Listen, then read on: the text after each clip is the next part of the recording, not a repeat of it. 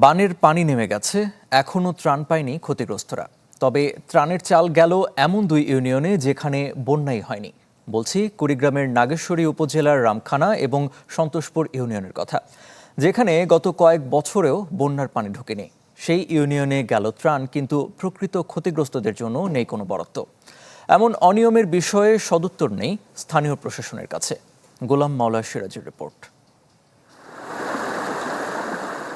June ও জুলাইয়ে দুদফা বন্যায় কবলিত হয় কুড়িগ্রামের বিভিন্ন এলাকা। বন্যায় ক্ষতিগ্রস্তদের জন্য ত্রাণ বরাদ্দ দেয় জেলা প্রশাসন। এর মধ্যে নাগেশ্বরী উপজেলায় বরাদ্দ দেয়া হয় ৩০ মেট্রিক টন চাল। অথচ বানের পানি নামলেও ত্রাণ না পাওয়ার অভিযোগ বন্যা কবলিতদের। আমাদের ইউনিয়নে কোনো উপকারভোগী বা যারা দুস্থ পরিবার আছে বন্যা কবলিত, তাদের মধ্যে এখন পর্যন্ত জিআরে কোনো চাল পৌঁছানো হয়নি। সে চাল এখন কোথায় আছে আমরা এটা জানি না। আমরা বরাদ্দ পাইনি এবং আমরা দুস্থ মানুষের কাছে যেতে পারিনি।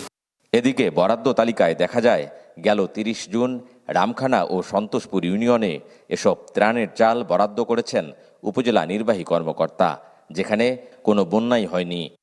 কয়েকদিন আগে ইউনো মহোদয় আমার এবং নাগেশ্বরী উপজেলা প্রকৌশলীর নামে 15-30 টন মাল গচ্ছিত জমা রাখেন। যখন রাষ্ট্রীয় কাজ এবং বন্যার কাজে লাগবে আমি যথাযথভাবে ফেরত দিতে বাধ্য থাকবো।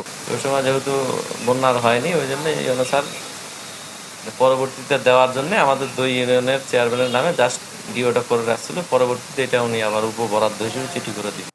নগদ নিয়ে এলো হার না মানা হার অফার।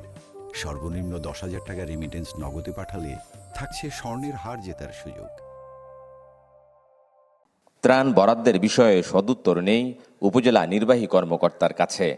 জানালেন তার উপজেলায় কোনো বন্যাই হয়নি, আর বরাদ্দের চাল রাখা আছে সরকারি গোদামে।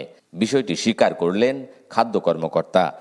চালটা আসার পর আমি চেয়েছিলাম ফেরাই দিতে, তো এমপি মহোদয় এবং স্থানীয় রাজনৈতিক নেতৃবৃন্দের সাথে পরামর্শক্রমে আমরা সিদ্ধান্ত নিলাম বসে যে চালটা আটকে যেহেতু এসেছে এলাকার লোকের জন্য, বন্যা না হওয়ার কারণে আমরা চালটা তুলে খাদ্য গুদামেই রেখে দিয়েছি। আমাদেরকে রিকোয়েস্ট করতে হবে, এটা হচ্ছে জিআরের 30 টন চাল আমরা আসলে গোডাউনে রাখে, এখন হোটেলে যেভাবে রাখছে যে কোনো সময় যদি চায় তাহলে দিয়ে দিবে, জাস্ট রাখা হয়েছে আর কি। উপজেলা ত্রাণ শাখার তথ্য মতে এবারের বন্যায় পানিবন্দী হয়েছেন 2,500-এরও বেশি মানুষ। গোলাম মাওলা সিরাজ, চ্যানেল 24, কুড়িগ্রাম।